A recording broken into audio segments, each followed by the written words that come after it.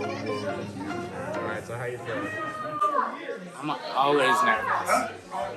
This is your first stand-up performance in how long? Like 2 years. Do you have any advice for other stand-up comedians that are breaking out after the pandemic? Yeah, go to college, get a degree.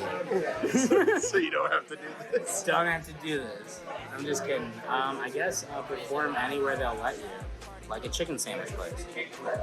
Just for starters. Right there, your next comic, please put your hands together for Jackson DeLisle!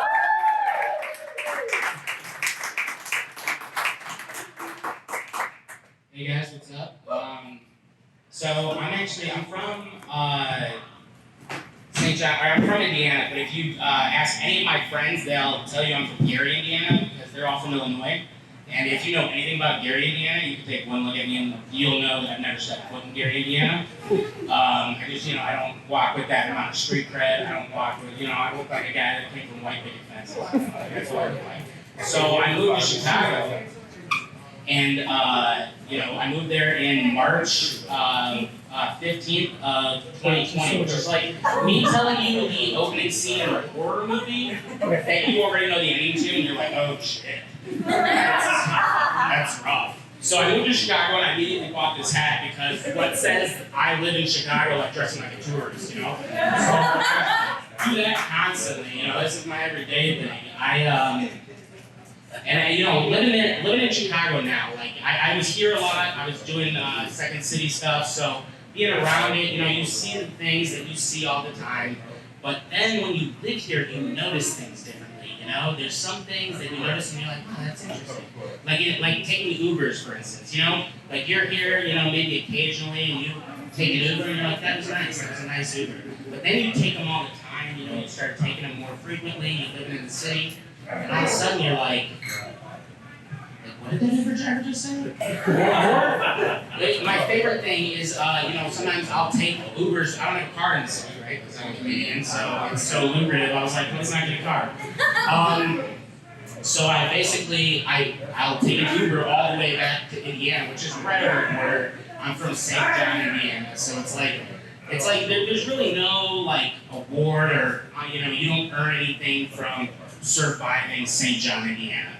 There's if they handed out an award for surviving St. John, Indiana, it would be a participation award. They'd be like, thank you for coming. It was great having you. No, come again. No, it's awesome.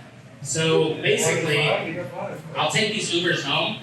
Like 2 weeks ago, I shit you not, this Uber driver, and I get it, we're just coming out of the pandemic, or we're still in it, or it's so we're looking at it, and I get in the Uber, and the guy's got the windows down. I'm like, okay, cool, right? Then we get on the expressway. Windows haven't gone up. And I was like, all right. So I had my sunglasses on, and I'm like, wind's hit me in the face, and at some point, I was like, we're going like 80 miles an hour. I'm like looking at this dashboard as my contacts are drying out. And I'm like, is this 80? I'm like, but one's like flying out of my eye. I'm like, what is happening? I'm getting hit, I can't hear anything, and he keeps looking back like, are you good? like we're in one of those cockpits in a plane that doesn't have a top, and we're wearing the hat with the goggles, and he's like, are you good? And like me, I don't want to ever inconvenience anyone, so I'm like, I'm great, it's awesome back here. I'm like, so as that's happening, that's just one of the many things. Uber just got big in Indiana, so I'll take Ubers out to the bars, and when I go out around there, it's even crazier. Because you have these people that are like, I just do this for fun. I sit around all the time, I do it for fun. But you get a lot of people like that here too. But now you're like, you got that Uber small talk, You get that oh, hey, oh, nice tattoo. Oh, things like that. I got into this lady had a tattoo, and it just done. It had the saran wrap, or whatever they call it. I don't have tattoos, I don't know what they call it. So they had that on, and I go, hey, that's a really cool tattoo. And she starts telling me about it. And I was like, oh, cool. She's like, my daughter and I just got matching tattoos. I'm like, that's awesome. I think that's awesome. I would do that with my dad. And she starts pulling out her phone as she's driving me, and she is turning around here's a picture of my daughter. She's single, if you're into that.